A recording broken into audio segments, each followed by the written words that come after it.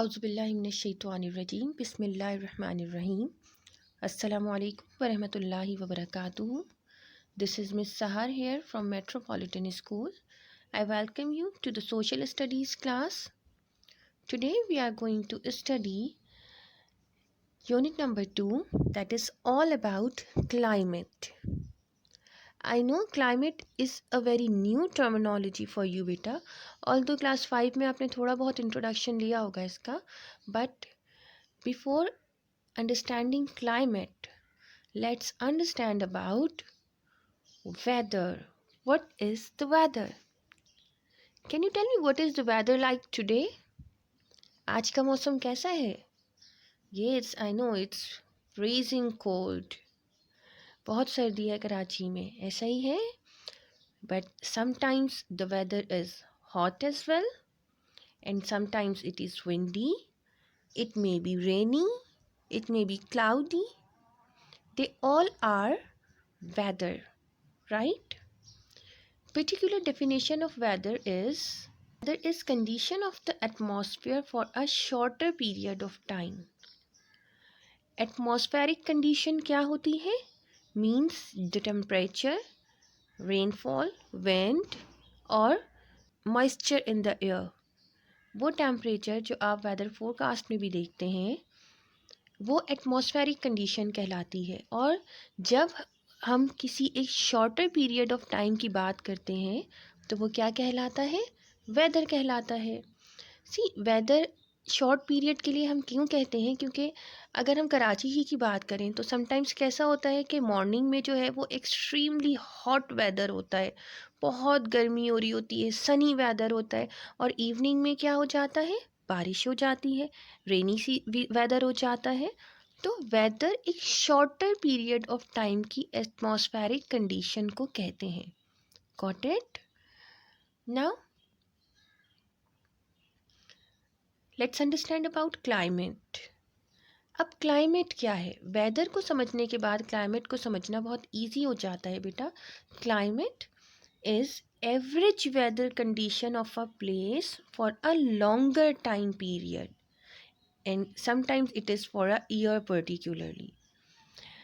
Climate weather की average conditions को कहा जाता है किसी भी जगह की, लेकिन एक लंबे टाइम ड्यूरेशन के लिए, जो कि कम से कम 1 साल हो सकता है और ज़्यादा से ज़्यादा 2 साल 10 साल भी हो सकता है.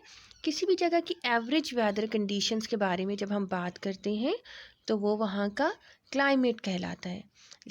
Let's if I talk about Karachi की, अगर हम वेदर की बात करें, ऑल्दो कराची में समर्स भी आती हैं, विंटर्स भी आती हैं, but normally the weather of Karachi, कभी भी आपको कोई बाहर से विज़िट कर रहा होता है किसी अब्रॉड कंट्री से, तो आप से पूछा जाता है कि भाई वहाँ का वेदर कैसा है, हम कैसे ड्रेसेस रखें अपने साथ, हम कैसा स्टफ़ लेकर आएँ, तो आप हमेशा क्या कहते हैं? नॉर्मल वेदर है, मिड वेदर है, एवरेज वेदर है, ना बहुत ज़्यादा सर्दी है यहाँ, ना बहुत ज़्यादा गर्मी है यहाँ, ऐसे ही बताते हैं हम. तो कराची की जो एवरेज वेदर है, यानी कि जो साल का ज़्यादातर हिस्सा मौसम जैसा रहता है, वो क्या होता है? मिड होता है. सेम एज आपसे अगर कोई पूछे कि अंटार्कटिका का वेदर कैसा है, तो आप क्या बताएंगे? It is very snowy all the time, है ना? तो वहाँ का क्लाइमेट कैसा हुआ? स्नोई हुआ. सेम एज अगर आपसे किसी अफ्रीकन कंट्री के बारे में पूछा जाएगा तो आप क्या कहेंगे? It's very hot. हालांकि ऐसा नहीं है कि वहाँ विंटर्स नहीं आती हैं, बट साल का ज़्यादातर हिस्सा वहाँ का मौसम कैसा रहता है? हॉट रहता है. Clear? So this is called the climate of that very place.